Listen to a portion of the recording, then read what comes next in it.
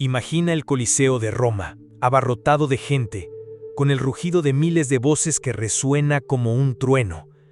Entre el polvo, la sangre y el eco metálico de las armas, aparece una figura que nadie podría esperar en la arena. No es un esclavo, no es un prisionero de guerra, no es un criminal. Es el emperador de Roma, Cómodo, el hombre más poderoso del mundo conocido, vistiendo la armadura de gladiador y reclamando para sí mismo un espectáculo reservado para los condenados. El público enloquece. Para muchos es un honor indescriptible ver al emperador luchar. Para otros es una humillación absoluta a la dignidad imperial. Lo cierto es que Cómodo no estaba ahí para probarse, ni para arriesgar la vida. Él estaba ahí para asegurarse de que todos lo vieran como invencible. Y es que siempre ganaba, no porque fuera el mejor, sino porque sus rivales eran obligados a perder. ¿Quién fue este hombre que confundió el trono con la arena? Para entenderlo, tenemos que regresar a sus orígenes. Cómodo nació en el año 161 después de Cristo, hijo del emperador filósofo Marco Aurelio.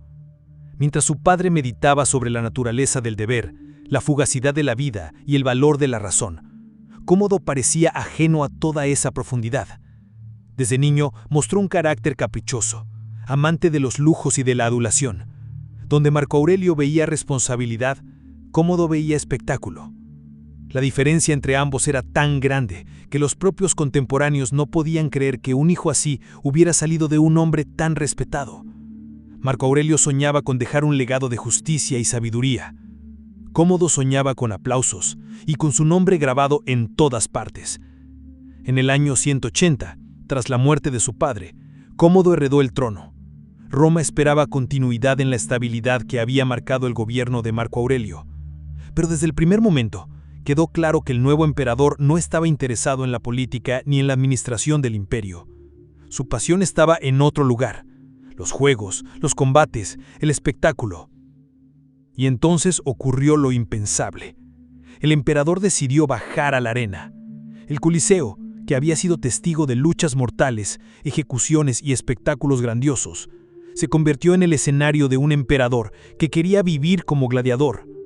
Para la élite romana fue una vergüenza sin precedentes. Un gladiador era alguien sin honor, sin estatus, un simple instrumento para entretener a las masas. Que el emperador se rebajara a ese nivel era una afrenta. Pero Cómodo no lo veía así. Para él era la oportunidad perfecta de encarnar a un héroe invencible, un nuevo Hércules romano. Sí, Hércules. Esa fue la obsesión que marcó su vida. Cómodo no solo luchaba en la arena, también se disfrazaba con la piel de león y cargaba una masa como el mítico semidios.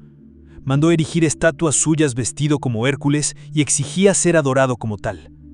Según los cronistas, llegó a creerse realmente su reencarnación. ¿Y cómo eran sus combates? Los gladiadores contra los que luchaba estaban previamente debilitados o simplemente instruidos para perder. El resultado era inevitable. Cómodo siempre vencía. A veces la lucha se reducía a un simple teatro en el que el emperador daba el golpe final y el rival caía fingiendo agonía. Pero la farsa no terminaba ahí. Se cuenta que también combatió contra fieras salvajes, leones, osos e incluso jirafas. El detalle: los animales eran drogados o debilitados antes del espectáculo. De esta forma, Cómodo podía presumir haber matado cientos de bestias sin correr peligro real. El pueblo, por supuesto, lo aplaudía. Ver al emperador en persona, combatiendo en el Coliseo, era un privilegio único. Muchos lo vitoreaban con devoción, pero la aristocracia lo despreciaban más y más. Para ellos era la degradación absoluta de la dignidad imperial. Y mientras tanto, el imperio pagaba el precio. Organizar esos espectáculos era carísimo. Se calcula que Cómodo llegó a participar en más de 700 combates. Cada uno de ellos implicaba gastos astronómicos: preparación de la arena, contratación de gladiadores, mantenimiento de animales, distribución de regalos y comida al pueblo. ¿De dónde salía todo ese dinero? ¿De los senadores? ¿De los impuestos? ¿De exprimir la riqueza del Estado? No bastaba con gastar. Cómodo también transformaba la identidad de Roma a su antojo. Rebautizó la ciudad como Colonia Comodiana. Quiso que los meses del calendario llevaran su nombre. Mandó erigir incontables estatuas de sí mismo como Hérboles. El imperio, que alguna vez había sido gobernado por filósofos, estrategas y estadistas, ahora estaba sometido al ego desbordado de un emperador que vivía para escuchar aplausos. Y a medida que pasaban los años, su locura se acentuó. Se aisló de la política, delegando el gobierno en favoritos corruptos que se enriquecían mientras Roma se desmoronaba. Cómodo solo se ocupaba de entrenar, exhibirse y reforzar su imagen de semidios. El Senado lo odiaba, el pueblo lo veneraba, y la tensión crecía. El punto de ruptura llegó en el año 192. Se preparaban las celebraciones de Año Nuevo, y Cómodo planeaba presentarse oficialmente en la arena, no como emperador observador, sino como gladiador gobernante. Para muchos esa era la gota que derramaba el vaso. Roma entera vería al emperador rebajarse en un espectáculo público. Los senadores y altos funcionarios sabían que si permitían aquello, la dignidad del imperio quedaría sepultada. Entonces, se organizó la conspiración. Quienes lo traicionaron no eran enemigos lejanos, sino personas de su círculo íntimo. Su propia amante, Marcia, participó en el complot. Junto con otros oficiales, decidieron que había llegado el momento de detenerlo. Al principio lo intentaron envenenar, pero al ver que no funcionaba, enviaron a un hombre fuerte y entrenado para acabar con él. Fue estrangulado en sus aposentos por un luchador llamado Narciso, irónicamente uno de los atletas que lo entrenaban para sus combates. Así terminó la vida del emperador gladiador, no en la arena, no bajo los vítores de la multitud, sino en la soledad de su habitación, traicionado por quienes más cerca tenía. Su muerte no solo acabó con un reinado excéntrico, también puso fin a la dinastía antonina. Tras su asesinato, el imperio entró en caos, en un periodo de guerras civiles y disputas por el poder, conocido como el Año de los 5 Emperadores. El sueño filosófico de Marco Aurelio terminó en el estruendo sangriento de un hijo obsesionado con la gloria personal.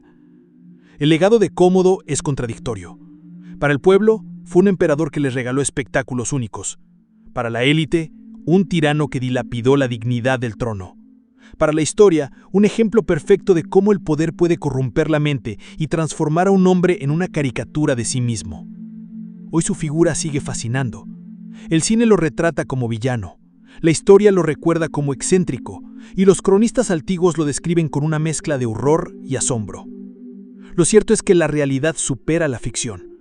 Un emperador que se creyó Hércules, que obligaba a sus rivales a caer derrotados, y que convirtió los juegos gladiatorios en el teatro de su ego. Y ahora te toca a ti.